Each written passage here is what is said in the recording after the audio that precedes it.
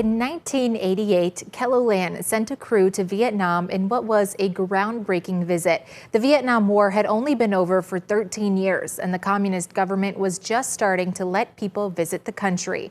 18,000 South Dakotans went to Vietnam during the war. And this week, both KELOLAND and our parent company, Nexstar, are airing specials on Vietnam. Tonight, Tom Hansen looks back on the special program we produced in 1988. You roll the open, cue 'em. Good evening, I'm Doug Lund. Welcome to a special edition of 30 Tonight. 37 years ago, KELOLAND's Steve Hemmingson and Dexter Gronseth appeared on KELOLAND's weekly half-hour news show called 30, hosted by Doug Lund. They had accompanied Senator Larry Pressler to get a look at the country and hopefully find some answers. At the time, very little was known about what Vietnam was like after the war. While the curiosity about Vietnam was the common thread among our party, we all had different motives for making the trip. For Senator Larry Pressler, a Vietnam veteran, it was a combination of nostalgia and his current decision-making role as a member of the Senate Foreign Relations Committee, the missing in action, the question of improving relations with our former enemy. For photographer Bruce Gronseth and myself, a journalistic curiosity, and in a way, an opportunity to walk in the footsteps of history. Footsteps made by 18,000 South Dakotans when what is now history, the Vietnam War, was current events. What Hemmingson and Gronseth found was a country frozen in time.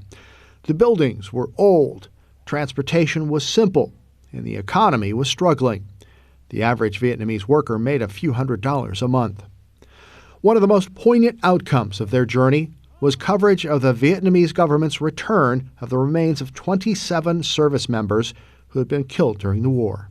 In a ceremony no doubt staged for Senator Pressler's benefit, the Vietnamese turn over the bodies of 27 known Americans, plus 3 our officials don't think are American. Those 3 are treated differently. The Americans in charge suspect the Vietnamese would like to see some of their people get American military honors. The propaganda war goes on. In 1988, there were still fears that not all American POWs had been freed. It's my judgment that there probably are not any living MIAs who are being forcefully held by the Vietnamese. There may well be some who would be in territory not controlled by them in Cambodia or someplace such as that. Senator Pressler served 2 tours of duty in Vietnam. Part of his job in the Army was helping South Vietnamese farmers be more productive.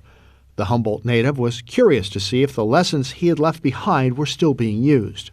To round out the program, Hemmingson and Gronseth joined Lund in the studio to talk about a range of issues, from food to electricity to the people. One final question I'll present to both of you. If you had the opportunity to return, would you?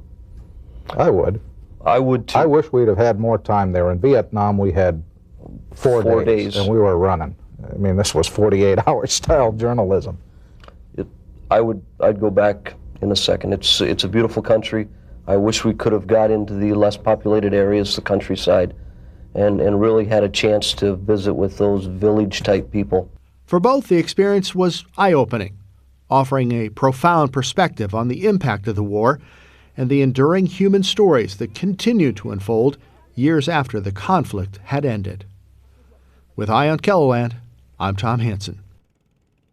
This is Saturday night at 7 p.m. KELO TV is going to be airing a special titled Vietnam War, A Lost Generation. You can also tune in for a special edition of Inside KELOLAND as we share the stories of local Vietnam veterans.